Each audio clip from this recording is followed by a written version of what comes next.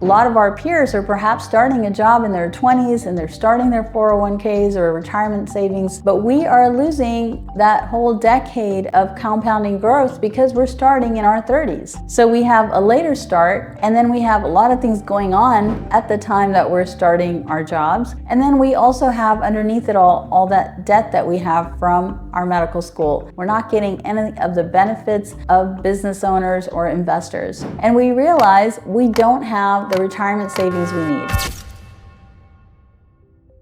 Doctors are told to follow the straight and narrow path. Go to school, get an education, go to work, and start saving for your retirement. But this is not how true wealth is built. So what are the things that we're dealing with as doctors that are keeping us behind? Let's get into that. Recently, I had a meeting with a financial planner, and most financial planners and wealth advisors will tell you that the S&P 500 is growing at 10% per year. But why is it that we're not seeing those results in our retirement accounts? Well, it's because a lot of us are invested in 401ks. These are usually low risk, slow growing funds, and so that is why we are not seeing that 10% growth. We have this illusion that we just keep putting it in the stock market and the stock market's growing at 10%, that we are also earning that 10%, but we're not. First of all, we're not 100% invested in stocks. We often have some bonds mixed in, so that's reducing our return. And then we have fees to the mutual funds and fees to our advisors, and all of those are eating into our growth. We already have those factors working against us. The fact that the accounts that we're invested in, the investment offerings or options in those accounts, and then the fees. So all of that is reducing our overall return.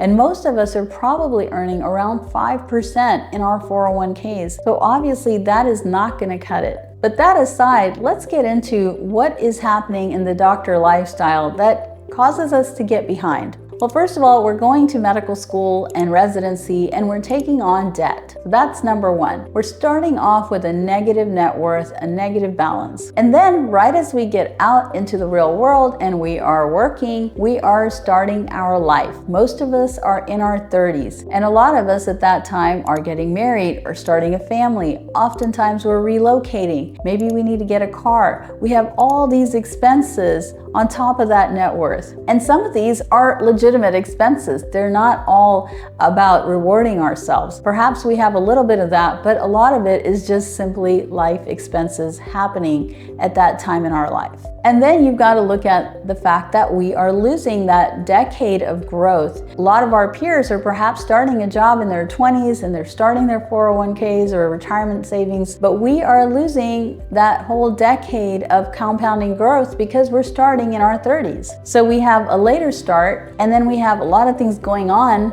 at the time that we're starting our jobs. Our life is beginning and we're starting to take on a lot more expenses. And then we also have underneath it all that debt that we have from our medical school. And then we get into our work, and who are we? Most of us are employees. We're W-2 earners. We're high-income W-2 earners. So we're paying a lot of taxes. We're not getting any of the benefits of business owners or investors. And then we get into our 40s and 50s, and we realize we don't have the retirement savings we need.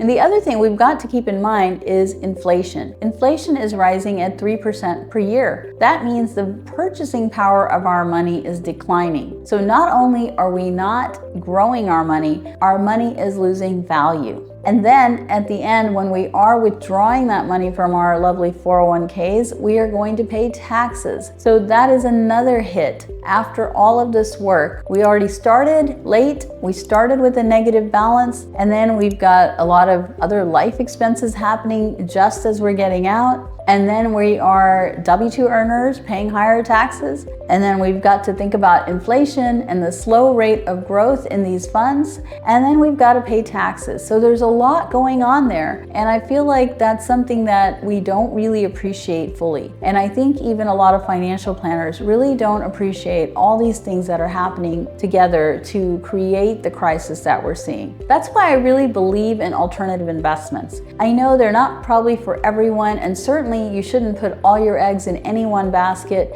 No one is suggesting that you should only invest in alternative assets, but alternative investments have a much higher rate of return and they have better tax treatment. It definitely should at least be a portion of your investment strategy. And I feel like a lot of times financial advisors or wealth advisors are still not quite on board with that idea. A lot of them still discourage that. They find it too risky. But that's why I'm here to create systems and processes to help reduce that risk. And again, we're not putting all our investment savings in that. We are just selecting a portion, allocating a small amount of our investment to alternative investments to take advantage of these really lucrative deals and better rate of return and better tax treatment to help our overall financial picture. Alternative investments like real estate not only produce a better rate of return and have better tax treatment, they can also create passive income.